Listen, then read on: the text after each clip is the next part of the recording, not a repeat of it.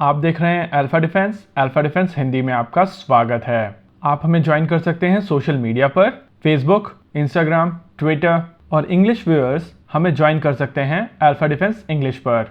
आइए शुरू करते हैं आज का वीडियो।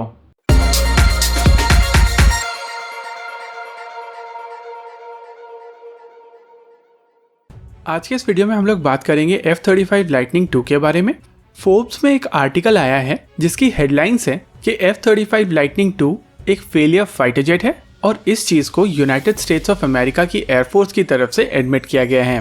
डेविड एक्स का ये आर्टिकल लगभग 2 दिन पहले पब्लिश हुआ था, जिसके बाद कुछ दूसरे आउटलेट्स ने इसको पिक किया और इसको एम्पलीफाई किया। आइए पहले समझते हैं कि इस आर्टिकल में क्या कहा गया है और फिर एनालाइज करते हैं कि क्या F-35 लाइटनिंग 2 एक फेलियर एयरक्राफ्ट है। अंत में हम लोग इस चीज के बारे में भी बात करेंगे कि क्या भारत का AMCA प्रोग्राम भी इसी तरीके से इफेक्ट होगा, क्योंकि मुझे कुछ लोगों ने ट्विटर पर अप्रोच कर ये पूछा था कि अगर F-35 लाइटनिंग 2 फेलियर है तो क्या एम का भी फेलियर होगा। आइए पहले समझते हैं इस आर्टिकल को। फोर्ब्स के इस आर्टिकल में यूनाइटेड स्टेट्स ऑफ अमेरिका की एयरफोर्स के chief general Charles brown junior को कोट किया गया है और उनके वर्ड्स के साथ में कुछ कमेंट्री की गई है। आइए समझते हैं कि जनरल ब्राउन ने क्या कहा है। इस पूरे आर्टिकल में जनरल ब्राउन के 2 बड़े स्टेटमेंट्स हैं। पहला स्टेटमेंट, जनरल ब्राउन कहते हैं कि आप हर रोज ऑफिस के लिए फरारी का यूज नहीं करते हैं, आप उसको संडेज को ड्राइव करते हैं। F-35 को रेफरेंस करते हुए वो कहते हैं ये हमारा हाई एंड जेट है और हम ये चीज इंश्योर करना चाहते हैं कि इस हाई एंड जेट को लो एंड फ्लाइट में यूज ना किया जाए। प्रैक्टिकली वो मॉडरेट करना चाहते हैं इस फाइटर जेट के यूज को। उनका यहाँ पर जो दूसरा स्टेटमेंट है वो है F-16 को लेकर। जनरल कहते हैं कि ये 17 टन की नॉन स्टेल्दी मशीन लेटेस्ट सॉफ्टवेयर के साथ में अपग्रेड नहीं की जा सकती और वो चाहते हैं कि एक क्लीन शीट डिजाइन बनाई जाए जो यूनाइटेड स्टेट्स ऑफ अमेरिका की लो एंड एप्लीकेशन में यूज की जा सके।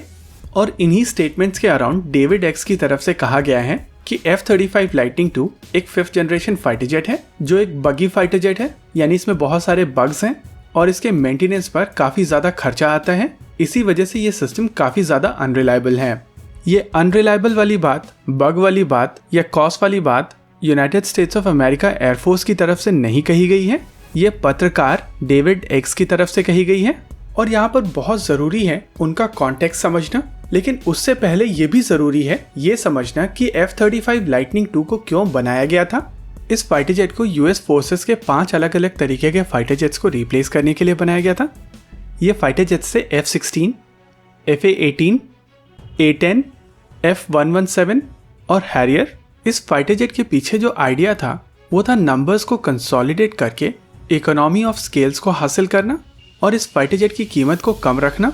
वैसे अगर इस फाइटर जेट की कीमत को देखा जाए तो F-22 रैप्टर की कंपैरिजन में इस फाइटर जेट की कीमत काफ़ी ज़्यादा कम है, लेकिन अगर इस फाइटर जेट को किसी 4.5 जनरेशन फाइटर जेट के साथ में कंपेयर किया जाए तो इसकी कीमत काफ़ी ज़्यादा है। साथ ही इसका मेंटेनेंस भी थोड़ा हेवी पड़ता है। यानी कि ओवरऑल अगर इस फाइटर जेट को देखा जाए तो इसके कॉन्सेप्चुअलाइजेशन के समय जो कॉन्सेप्ट था यानी कि लो कॉस्ट फाइटर जेट, वो डिफीट हो चुका है। ये fighter jet low cost fighter jet नहीं है। और अगर इस कॉन्टेक्स्ट में डेविड एक्स कहते हैं कि ये फाइटर जेट एक फेलियर है तो इसको एक्सेप्ट किया जा सकता है। दूसरी चीज ये है कि USAF यानी कि यूनाइटेड स्टेट्स ऑफ अमेरिका की एयरफोर्स लगभग 1700 ऐसे फाइटर जेट्स खरीदने वाली है। और अगर उनके पोटेंशियल एनिमीज को देखा जाए यानी कि रशिया और चाइना, तो इन दोनों के फाइटर जेट्स चाहे Su-57 हो या J-20, उनका ना ही अभी नंबर है और ना ही उनकी क्वालिटी। ऐसे में USAF 1700 5th generation fighter jets अगर खरीदती है तो उसका कोई जस्टिफिकेशन नहीं है। वो किसके खिलाफ इन फाइटर जेट्स को यूज करेंगे।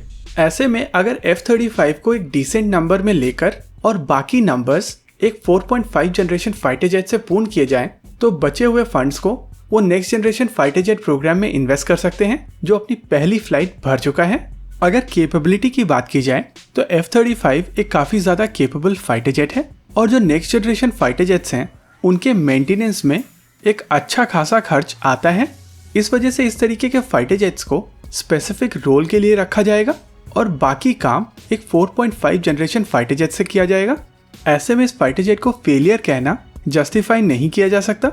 लेकिन अगर इस फाइटर जेट के इनिशियल कॉन्सेप्ट की बात की जाए यानी कि एक कम कीमत का फाइटर जेट 5 अलग अलग तरीके के फाइटर जेट्स को रिप्लेस करने वाला है, ऐसे में एक नया 4.5 जनरेशन फाइटर जेट इस तरफ इशारा करता है कि इसका पर्पस तो डिफीट हो चुका है, लेकिन इस फाइटर जेट को फेलियर कह देना थोड़ी अतिशयोक्ति होगी।